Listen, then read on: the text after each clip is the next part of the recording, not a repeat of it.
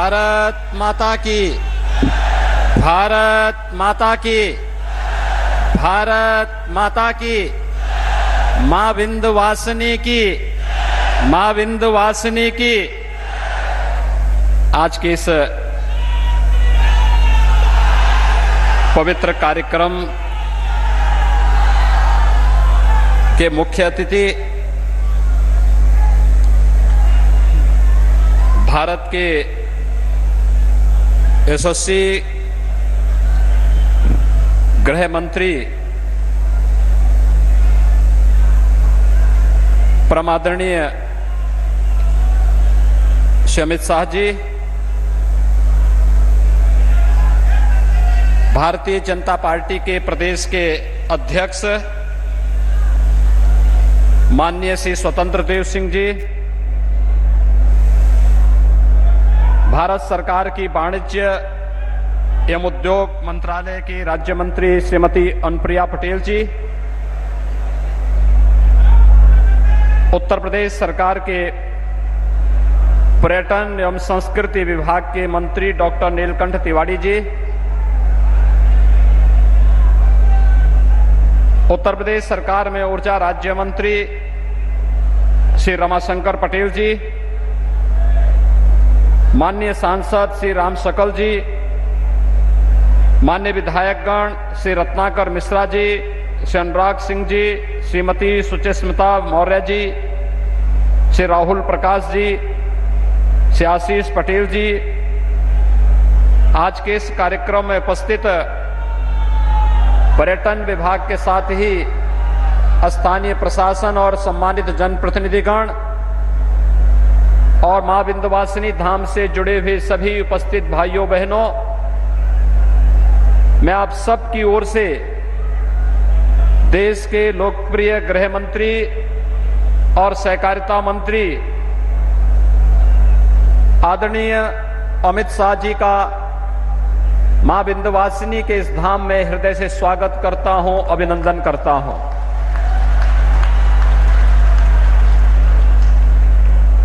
भाइयों बहनों, मां विंध्यवासिनी से हम सब प्रार्थना करें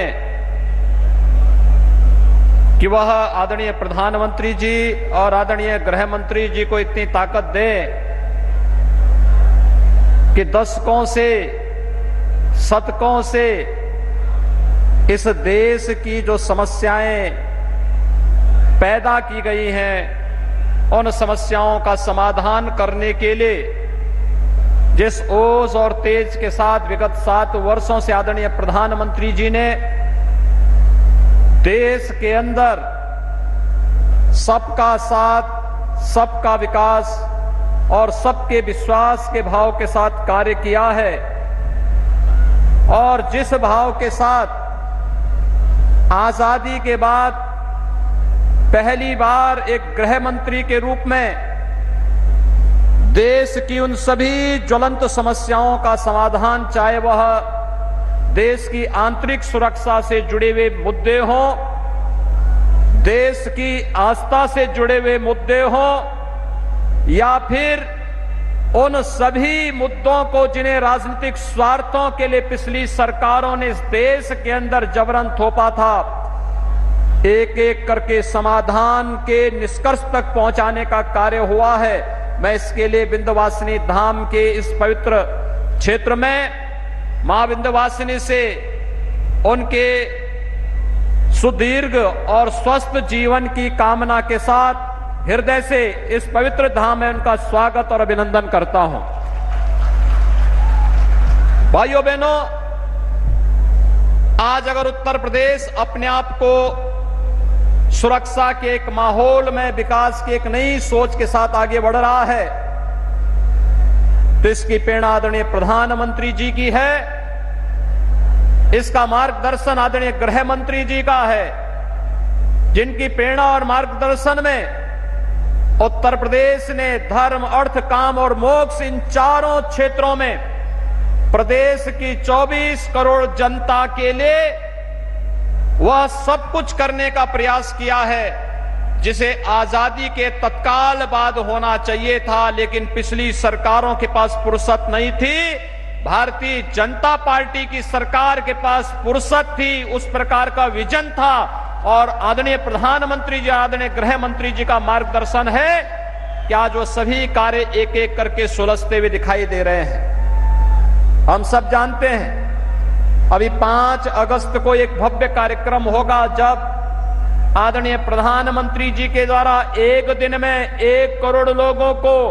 अन्न वितरण के कार्यक्रम का शुभारंभ होगा। अन्न उत्सव का कार्यक्रम उत्तर प्रदेश के अंदर 5 अगस्त को होगा।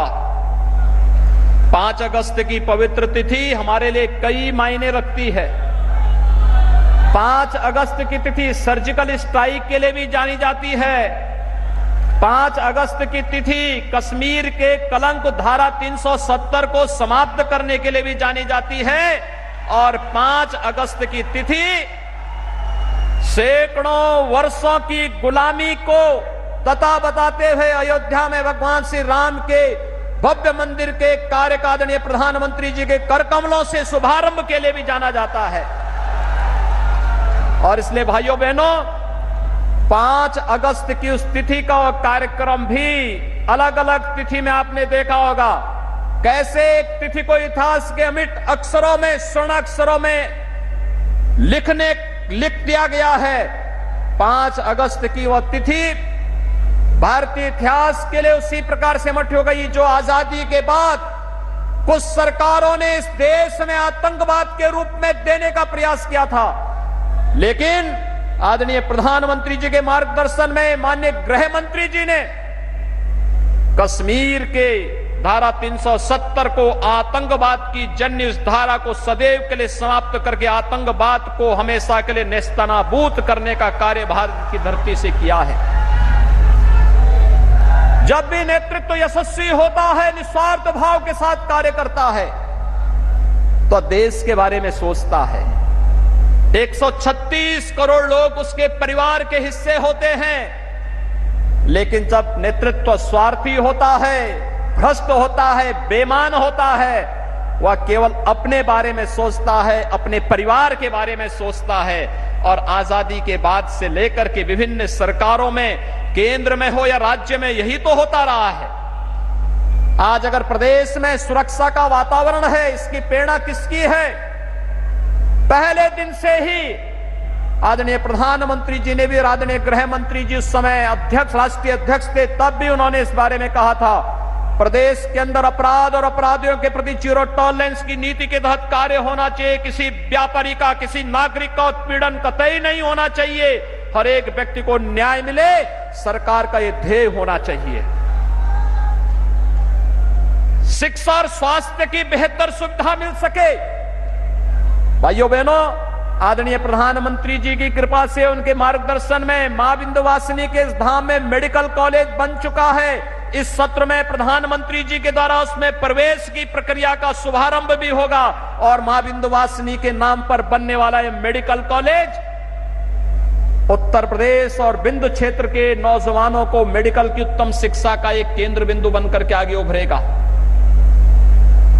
पर्यटन के क्षेत्र में कितनी संभावनाएं उत्तर प्रदेश के अंदर हैं, कोई नहीं पहले बोलता था। 2019 में प्रयागराज कुंभ के समय प्रधानमंत्री जी का और गृह मंत्री जी का जो मार्गदर्शन प्राप्त हुआ और जो सिलसिला प्रारंभ हुआ, आज मुख्यमंत्री पर्यटन संवर्धन योजना के अंतर्गत हम लोगों ने प्रदेश के अंदर सभी 403 विधानसभा क्षेत्र में किसी न किसी पर्यटन केंद्र को लेकर के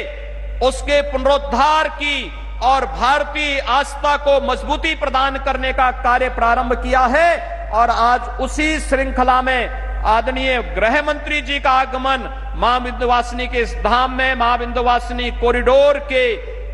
पुनर्निर्माण के कार्य के शुभारंभ के लिए भूमि पूजन के कार्यक्रम में प्राप्त हो रहा है। मैं इस अवसर पर उनका हृदय से अभिनंदन करता हूं, स्वागत करता हूं। भाइयों बहनों, आदरणीय प्रधानमंत्री जी ने काशी को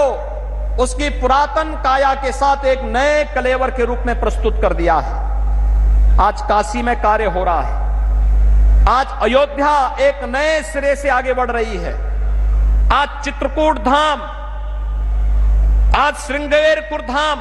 आज नेमिष धाम, आज सुखतीर्थ, इन सभी क्षेत्रों में पर्यटन विकास की नई संभावनाएं दिखाई दे रही हैं। और मां विंध्यवासिनी धाम में 2 बड़े कार्यों का शुभारंभ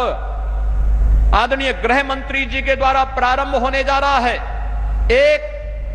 कालीखो और अष्टभुजी में रोपवे का शुभारंभ। कभी लोग सोचते नहीं थे कि इन तीर्थों में रोपवे भी लगेगा। उत्तर प्रदेश में रोपवे की कोई कल्पना ही नहीं करता था, लेकिन आज पर्यटन विभाग की तरफ से रोपवे का निर्माण का कार्य भी आदरणीय गृह मंत्री जी के कर कमलों से थोड़ी देर में प्रारंभ हो जाएगा। और साथ साथ मां विंध्यवासिनी का यह धाम जो हमारी सकल ऊर्जा का आधार है, मां विंध्यवासिनी आदि शक्ति है, मां भगवती है, और उनकी शक्ति के बगैर इस धरा से एक तिनका नहीं हो सकता। इसलिए मां विंध्यवासिनी के इस धाम के प्रति न केवल आस्था को सम्मान हो, बल्कि पर्यटक यानी श्रद्धालु जनों को सुविधा हो ही पर्यटन की अपार संभावनाएं भी विकसित हो सके। यहां के हजारों नौजवानों को स्थानीय स्तर पर ही कार्य मिल सके, बहन बेटियों को स्थानीय स्तर पर रोजगार की सुविधाएं उपलब्ध हो सके। इस दिशा से इस कार्यक्रम को आगे बढ़ाने का कार्य किया जा रहा है। मैं आज के इस अवसर पर आदरणीय गृह मंत्री जी ने उत्तर प्रदेश के लिए अपना जो विशेष समय दिया है, इससे पहले 2017 में जब उत्तर प्रदेश में लोक कल्याण संकल्प पत्र जारी हो रहा था, तब आदरणीय गृह मंत्री जी ने बहुत सारे मुद्दे उसमें जुड़वाए थे। और उन्होंने उस समय कहा था कि जिन क्षेत्रों में पेयजल की सुविधा नहीं, पेयजल की उपलब्धता, और मुझे बताते हुए प्रसन्नता है आदरणीय प्रधानमंत्री जी की कृपा और उनके अनुकंपा से हर घर नल की योजना के माध्यम से बुंदेलखंड के 7 जनपद और बिंद क्षेत्र के मिर्जापुर और सोनभद्र जनपद में भी हर घर नल की योजना आज प्रारंभ हो चुकी है, और दिसंबर तक अधिकतर परियोजनाओं का कार्य पूरा हो चुका होगा। इस विश्वास के साथ मैं आज के इस मां विंध्यवासिनी धाम में आदरणीय गृह मंत्री जी का उत्तर प्रदेश के नागरिकों की ओर से, बिंदु क्षेत्र से आप जुड़े हुए सभी भाइयों बहनों की ओर से हृदय से स्वागत करता हूं, अभिनंदन करता हूं। धन्यवाद। जय हिंद। बहुत बहुत धन्यवाद माननीय। आपकी प्रतिबद्धता और संकल्प से निश्चित रूप से आने वाले समय में विंध्य क्षेत्र